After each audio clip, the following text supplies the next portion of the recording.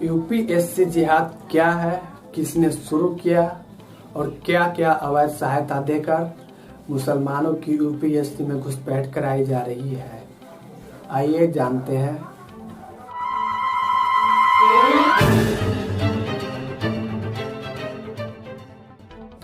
इस्लाम मजहब मानने वाले मुसलमानों की मजहबी किताब है कुरान। हदीस या सीरत पूरक या सप्लीमेंट्री किताब है कुरान की। हदीस के बिना कुरान अधूरा है। हदीस में साफ साफ बताया गया है हिंदुस्तान के गैर मुस्लिम मूर्ति पूजकों यानी हिंदुओं से आखिरी जंग होगी मुसलमानों की, जिसमें भारत के गैर मुस्लिमों का मारकर गजवा-ए हिंद करना है और इस्लाम का झंडा पूरे भारत में फहराना है। इसी गजवा-ए हिंद के रोड मैप का एक हिस्सा है यूपीएससी जिहाद, जिसमें मुसलमानों का पक्ष मजबूत करने के लिए अवैध और यूपीएससी के नियमों के विरुद्ध साजिश के तहत आईएएस आईपीएस पदों पर भर्ती की जा रही है। मार्च 2005 में कांग्रेस पार्टी के तत्कालीन प्रधानमंत्री मनमोहन सिंह ने दिल्ली उच्च न्यायालय के मुख्य न्यायाधीश राजेंद्र सच्चर की अध्यक्षता में एक 7 सदस्यीय उच्च समिति का गठन किया मुसलमानों की आर्थिक और शैक्षणिक स्थिति का अध्ययन करने के लिए।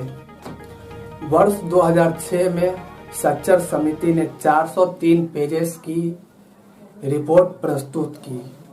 उस रिपोर्ट को बेस बनाकर आधार बनाकर कांग्रेस के प्रधानमंत्री मनमोहन सिंह ने IOI आइडियोलॉजी ऑफ इंडिया या बोले आइडियोलॉजी ऑफ मनमोहन सिंह दिया, ये बोलते हुए भारत पर पहला हक मुसलमानों का है।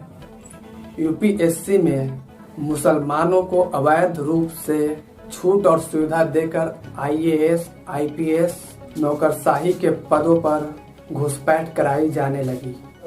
इस्लामिक संस्था ZFI ज़कात फाउंडेशन ऑफ इंडिया यूपीएससी की नौकरियों में मुसलमानों की भर्ती करने के लिए आर्थिक और कोचिंग सेंटर मुहैया कराती है।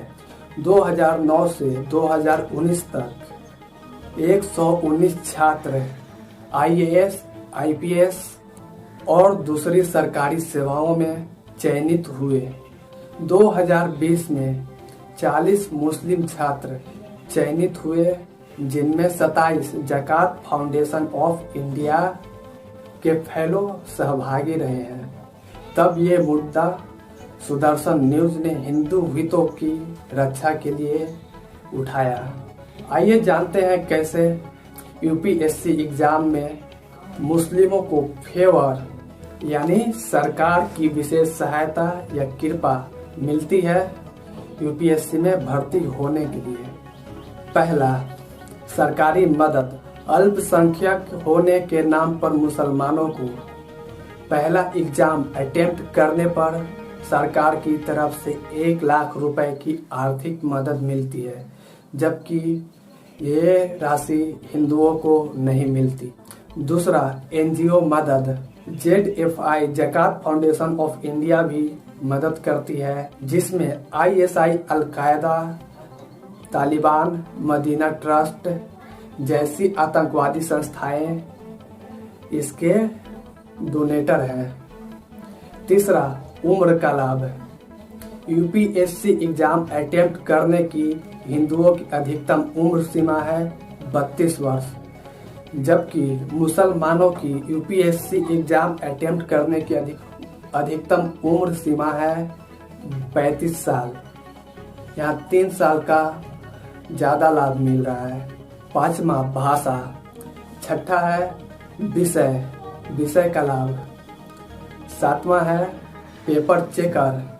उर्दू पेपर जांच करने वाला भी मुसलमान ही होता है।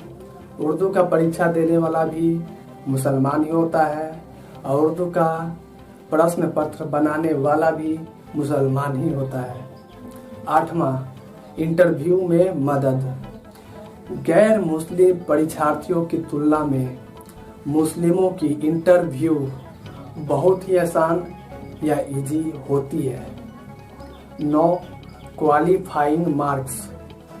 क्वालिफाइंग मार्क्स भी मुस्लिमों को अलग से प्लस में दिया जाता है, जबकि गैर मुस्लिमों को नहीं दिया जाता है। 10वां कोचिंग सेंटर। तत्कालीन कांग्रेसी प्रधानमंत्री मनमोहन सिंह ने 5 कोचिंग सेंटर दिए यूपीएसएससी के तैयारी के लिए, जिसमें 4 मुस्लिम यूनिवर्सिटी में है। पहला AMU अलीगढ़ मुस्लिम यूनिवर्सिटी, दूसरा JMI जामिया मिलिया इस्लामिया यूनिवर्सिटी दिल्ली, तीसरा जामिया हमदर्द यूनिवर्सिटी, चौथा मौलाना आजाद नेशनल यूनिवर्सिटी, 5वां बाबा साहेब भीमराव अंबेडकर यूनिवर्सिटी जो मुस्लिम बहुल क्षेत्र लखनऊ में है। ऐसे ही अवैध और गलत फायदे देकर यूपीएससी में मुस्लिमों की बड़ी संख्या में घुसपैठ कराई जा रही है और हिंदुओं के बहुसंख्यक होने के नाम पर उनसे उनकी नौकरियां छीनी जा रही है। अगर 2011 को आधार वर्ष मानकर आंकड़ों पर नजर डालें तो पता चलता है 2011 में जहां सफल मुस्लिम अभ्यर्थियों की संख्या 21 थी, 2015 में 80%, 2016 में 140%, 2017 में 140%, 2019 में 120% तक बढ़ी है। अगर आपको ये वीडियो जानकारी से पूर्ण लगी हो, शेयर करें और कमेंट बॉक्स में अपनी राय दें। और हमारे चैनल पर नए हैं तो सब्सक्राइब बटन दबाएं और बेल आइकन दबाना ना भूलें, जिससे हमारी आने वाली वीडियो की हर नोटिफिकेशन आपको मिल जाए। फिर मिलते हैं अगली वीडियो में। धन्यवाद।